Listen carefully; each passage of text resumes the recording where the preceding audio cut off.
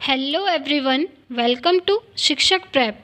Friends, हमारी science pedagogy की series चल रही थी जिसमें चैप्टर 4 का पार्ट ए तक हम लोगों ने कर लिया है। आज हम डिस्कस करेंगे चैप्टर 4 का पार्ट बी। इसके अंदर हम देखेंगे साइंस टीचिंग मिसलेनियस एक्टिविटीज़। इसका पार्ट ए हम लोग कर चुके हैं। फ्रेंड्स, ये पेडागोजी की सीरीज़ आपको सारे ही टीचिंग एग्ज़ाम्स में हेल्प करेगी, specially for CTET. Friends, CTET का एग्ज़ाम दिसंबर में होने वाला है। नोटिफिकेशन रिलीज़ हो गया था, उसके रिगार्डिंग भी मैंने वीडियो बनाई थी। उसका लिंक इस वीडियो के डिस्क्रिप्शन बॉक्स में आपको मिल जाएगा, वहाँ जाकर आप देख सकते हैं। फ्रेंड्स, इससे पहले हमने मैथ्स पेडागोजी और हिंदी पेडागोजी की पूरी सीरीज़ कंप्लीट कर ली है। उन वीडियोस की प्लेलिस्ट का लिंक भी आपको इस वीडियो के डिस्क्रिप्शन बॉक्स में मिल जाएगा। अगर आप लोग किसी भी टीचिंग एग्ज़ाम्स की प्रिपरेशन कर रहे हैं, स्पेशली फॉर सीटेट, वो वीडियोस बहुत हेल्प करेंगी आपको। तो फ्रेंड्स, चलिए स्टार्ट करते हैं आज साइंस पेडागोजी का ये चैप्टर। फ्रेंड्स, इस चैप्टर के जो कुछ टॉपिक्स थे वो पिछली वीडियो में मैंने आपको करवा दिए थे। बचे हुए आगे के टॉपिक्स अभी हम डिस्कस करेंगे। तो देखिए, सबसे पहले हमें पढ़ना है अबाउट क्लासरूम, यानी कि साइंस की क्लासरूम कैसी होनी चाहिए। साइंटिफिक टेम्पर डेवलप करने के लिए क्लासरूम इस प्रकार होनी चाहिए। Scientific temper, friends, scientific temper क्या होता है वो मैंने आपको इससे पहले वाली वीडियो में बता दिया था। आप अगर उस वीडियो को इससे पहले देख लेंगे तो ये वीडियो समझना आपके लिए ईजी हो जाएगा। फ्रेंड्स, साइंटिफिक टेम्पर यानी कि वैज्ञानिक स्वभाव, ठीक है। अब वैज्ञानिक स्वभाव क्या होता है वो जानने के लिए आप इससे पहले वाली वीडियो देखिए। चलिए डिस्कस करते हैं। तो साइंटिफिक टेम्पर डेवलप करने के लिए क्लासरूम किस प्रकार से होनी चाहिए। सबसे पहला है इंक्वायरी बेस्ड, यानी कि पूछताछ आधारित, ठीक है। शिक्षक और विद्यार्थी के बीच में प्रश्नों का आदान प्रदान होगा। प्रश्न रटने वाले नहीं होंगे बल्कि सोच पर आधारित होंगे, बच्चों की थिंकिंग को बढ़ावा देंगे। देखिए, साइंस की जो क्लासरूम है वो इंक्वायरी बेस्ड होनी चाहिए, यानी कि टीचर बच्चों से भी क्वेश्चन कर सकते हैं और जो चीज़ें बच्चों को समझ में नहीं आ रही हैं उसके रिगार्डिंग बच्चे भी टीचर से क्वेश्चन कर सकते हैं, ठीक है। यानी कि टीचर और स्टूडेंट के बीच में इंटरेक्शन होना बहुत ज़रूरी है। नेक्स्ट है प्रश्न रटने वाले नहीं होंगे। रटने वाले प्रश्न क्या होते हैं? जिनका आंसर वन वर्ड में होता है, ठीक है, वो क्वेश्चन हमेशा रटने वाले होते हैं। तो ऐसे क्वेश्चंस नहीं होने चाहिए।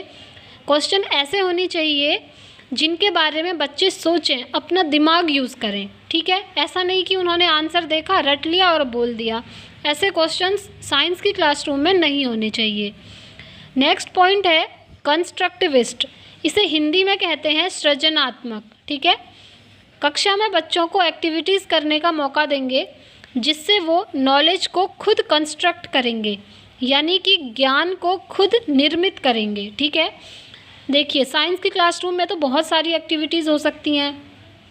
एक्सपेरिमेंट्स होते हैं, लेबोरेटरी होती है, वहाँ जाकर के चीज़ें करवाई जाती हैं। और क्लासरूम के अंदर भी बहुत सारी एक्टिविटीज़ हो सकती हैं। आप डिबेट करा सकते हैं, अलग अलग एक्टिविटीज़ करवा सकते हैं, ठीक है। और जो एक्टिविटीज़ हैं वो भी इंडिविजुअली भी बच्चों से करवा सकते हैं या फिर एक ग्रुप बना करके भी एक्टिविटीज़ करवाई जा सकती हैं। तो बच्चों को एक्टिविटीज़ करने का पूरा मौका देंगे जिससे कि वो ज्ञान को खुद से निर्मित करेंगे बच्चे, ठीक है। नेक्स्ट पॉइंट है एक्सपेरिमेंटेशन। रचनात्मक कक्षा में एक्सपेरिमेंट्स भी करवाएंगे। एक्सपेरिमेंट अगर कठिन है तो टीचर खुद करके दिखाएंगे। रचनात्मक कक्षा यानी कि क्रिएटिव क्लासरूम, ठीक है, उसमें एक्सपेरिमेंट भी होते हैं, सही बात है। लैब में ले जाते हैं बच्चों को, वहाँ पर भी करवाए जाते हैं। और अगर कुछ एक्सपेरिमेंट्स बहुत कठिन हैं, बच्चों को दिक्कत आ रही है उन्हें करने में, तो टीचर खुद से करके बच्चों को दिखाएंगे, ठीक है। नेक्स्ट है डेमोन्स्ट्रेशन। डेमोन्स्ट्रेशन में देखिए, टीचर बच्चों को खुद डेमो करके दिखा सकते हैं, ठीक है। हो सकता है बच्चों को कोई चीज़ समझ में नहीं आ रही है तो टीचर बच्चों को डेमो करके दिखाएंगे। नेक्स्ट है मल्टीपल रिसोर्सेज।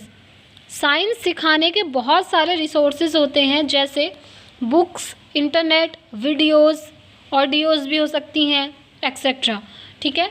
तो ऐसा नहीं है कि बस क्लासरूम में टीचर जितना पढ़ा रहे हैं बच्चों ने उतना सीख लिया, उससे अदर उनके पास कोई सोर्स नहीं है, हम ये नहीं कहेंगे, क्योंकि साइंस सिखाने के बहुत सारे रिसोर्स होते हैं। तो टीचर क्या करेंगे, बुक से भी पढ़ा सकते हैं बच्चों को, इंटरनेट के माध्यम से भी पढ़ा सकते हैं, वीडियोस के माध्यम से भी पढ़ा सकते हैं। तो साइंस पढ़ाने के मल्टीपल रिसोर्सेज होते हैं। नेक्स्ट है सिंपल लैंग्वेज। बुक्स की लैंग्वेज ज़्यादा टेक्निकल ना हो, बच्चे के एज मेंटल लेवल के अकॉर्डिंग लैंग्वेज हो।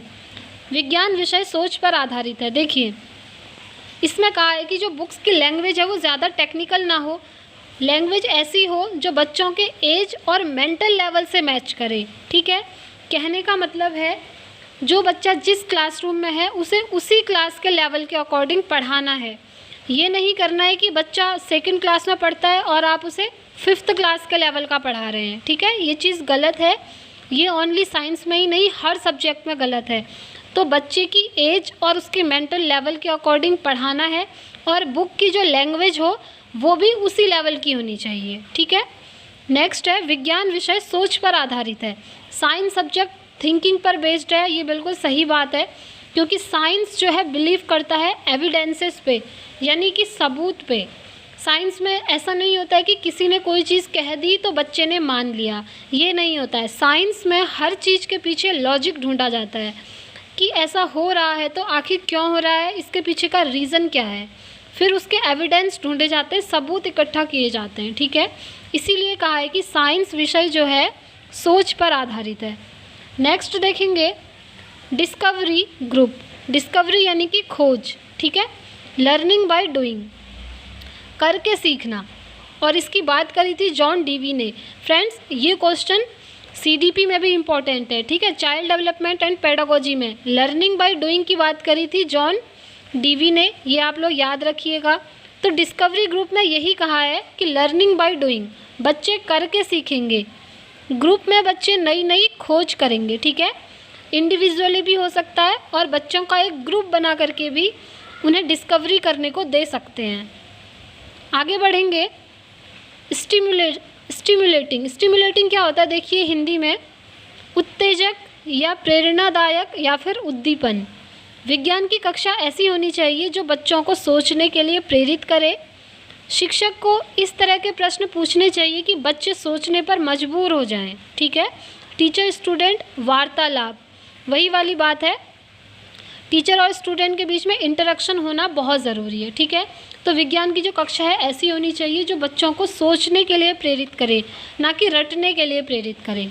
ठीक है, आगे बढ़ेंगे इंटीग्रेटेड। इंटीग्रेटेड यानी कि एकीकृत। बच्चों को समझाना है कि फिज़िक्स, केमिस्ट्री एंड बायोलॉजी में बायोलॉजी और साइंस के अन्य क्षेत्र भी एक दूसरे को पढ़ने में हेल्प करते हैं, तीनों एक दूसरे से जुड़े हैं। ठीक है, बच्चों को ये समझाना है कि जो फिज़िक्स है, केमिस्ट्री है, बायोलॉजी है और साइंस के और भी क्षेत्र हैं। ठीक है, तो वो सारे आपस में जुड़े हुए हैं और वो सारे ही एक दूसरे को हेल्प करते हैं पढ़ते हुए। जैसे ये बनाया है, देखिए ये सिर्फ 3 सब्जेक्ट्स के लिए बनाया है, physics, chemistry and biology. Science के और भी क्षेत्र हैं, उन्हें भी आप इसमें ऐड कर सकते हैं। तो ये तीनों क्या हैं, आपस में जुड़े हुए हैं। देखिए इंटीग्रेटेड हैं ये, इसीलिए ये एरो बनाए गए हैं। ठीक है, आपको दिख रहा होगा। तो इसीलिए कहा है कि साइंस का हर क्षेत्र एक दूसरे से जुड़ा हुआ है और एक दूसरे को पढ़ने में और समझने में हेल्प करता है। आगे बढ़ेंगे फ्रेंड्स, अब नेक्स्ट टॉपिक आता है साइंस कंपटीशन इन स्कूल, यानी कि स्कूल में साइंस कंपटीशन। देखिए इसमें सबसे पहला है क्विज। आपने नाम सुना होगा, क्विज होता है ना, स्कूल में करवाते हैं। क्विज के माध्यम से साइंस को लेकर बच्चों की अवेयरनेस चेक कर सकते हैं और क्विज में बच्चों से साइंस के क्वेश्चन पूछे जाते हैं। ठीक है फ्रेंड्स, ये जो क्विज है ना, ये सिर्फ साइंस में ही नहीं, अदर सब्जेक्ट्स में भी आप करवा सकते हैं। बट अगर आप साइंस में करवा रहे हैं तो आप साइंस के ही क्वेश्चन पूछेंगे। ठीक है, नेक्स्ट देखेंगे ओलंपियाड।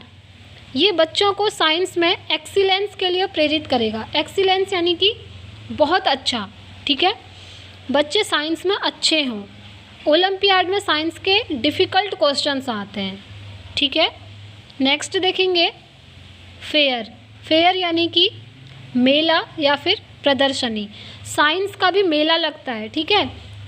आई होप आपको पता होगा, बट नहीं पता है तो ये बात आप ध्यान रखिए, क्योंकि ये भी बहुत इम्पोर्टेंट है सीटेट के रिगार्डिंग।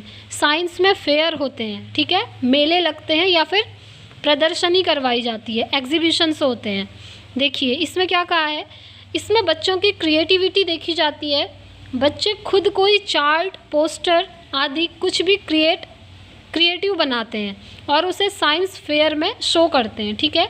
इसमें क्या होता है, बच्चों की क्रिएटिविटी देखी जाती है। बच्चे खुद से चार्ट बनाते हैं या फिर पोस्टर्स बनाते हैं, मॉडल बनाते हैं, कुछ भी साइंस से रिलेटेड वो बनाकर लाते हैं और उनकी क्रिएटिविटी देखी जाती है साइंस फेयर के अंदर, ठीक है। जब विज्ञान का मेला लगता है तो वहाँ पर वो चीज़ शो करी जाती है। फेयर में बच्चे खुद कुछ शो करते हैं जिससे अन्य बच्चे मोटिवेट होते हैं, ठीक है। कुछ बच्चे शो करेंगे, उन्होंने जो भी बनाया है, चार्ट बनाया हो, पोस्टर बनाया हो, मॉडल बनाया हो, उस चीज़ को बच्चे खुद से शो करते हैं विज्ञान मेले में, ठीक है। इससे क्या होता है, जो अन्य बच्चे बैठे हैं वो क्या होंगे, मोटिवेट होंगे, ठीक है। शिक्षक भी कुछ शो करके दिखा सकते हैं। साइंस मेले में ये नहीं है कि सिर्फ बच्चे ही करेंगे, अगर टीचर चाहते हैं तो टीचर भी कुछ शो करवा करके दिखा सकते हैं। नेक्स्ट है एग्जीबिशन, ठीक है, यानी कि विज्ञान प्रदर्शनी कह सकते हैं आप। इसके अंदर भी देखिए बच्चों की क्रिएटिविटी देखी जाती है और अदर बच्चे मोटिवेट होते हैं, सेम एज फेयर। जो इससे ऊपर वाला हमने पढ़ा था ना, विज्ञान मेला यानी कि फेयर, वही चीज़ इसके अंदर आती है प्रदर्शनी में भी। इसमें भी बच्चे खुद से कुछ क्रिएट करते हैं, चार्ट्स, पोस्टर्स वगैरह, और उसको शो करते हैं और अदर जो स्टूडेंट्स होते हैं वो उससे मोटिवेट होते हैं, ठीक है। और जो बच्चे बना करके खुद से शो कर रहे हैं वो अपनी क्रिएटिविटी दिखाते हैं। आगे बढ़ेंगे, स्कूल में साइंस में ये सभी होने चाहिए, इससे बच्चों में साइंटिफिक टेम्पर डेवलप होगा। हमने अभी जो ये साइंस कंपटीशन पढ़ा ना, इसके अंदर क्या क्या पढ़ा, क्विज पढ़ा, ओलंपियाड पढ़ा, साइंस फेयर पढ़ा और साइंस एग्जीबिशन पढ़ा। तो ये कहा है कि स्कूल में साइंस से रिलेटेड ये चीज़ें होनी चाहिए, इससे बच्चों में साइंटिफिक टेम्पर डेवलप होगा, यानी कि बच्चों के अंदर वैज्ञानिक स्वभाव डेवलप होगा, ठीक है। तो फ्रेंड्स, आज का टॉपिक यहीं समाप्त होता है। अब हम मिलेंगे नेक्स्ट वीडियो में। सीटेट के रिगार्डिंग हम कुछ चीज़ें पढ़ेंगे, जानेंगे, जैसे सीटेट का एग्ज़ाम पैटर्न समझेंगे, सीटेट का सिलेबस एक बार डिटेल में हम देख लेंगे और क्या स्ट्रेटेजी अपनानी है आपने सीटेट को क्लियर करने के लिए, उसके बारे में भी हम कुछ डिस्कस करेंगे। और ये जो पेडागोजी की सीरीज़ है ये कंटिन्यू रहेगी। अभी साइंस पेडागोजी कंप्लीट होने के बाद हम सीडीपी पढ़ेंगे और उसके बाद इंग्लिश पेडागोजी पढ़नी है, और सीटेट में जो इम्पॉर्टेंट टॉपिक्स हैं उनको हम अलग से देखेंगे जिनसे बहुत सारे क्वेश्चंस आते हैं, ठीक है। तो फ्रेंड्स, मिलते हैं नेक्स्ट वीडियो में, तब तक के लिए thank you, bye bye, take care, all the very best.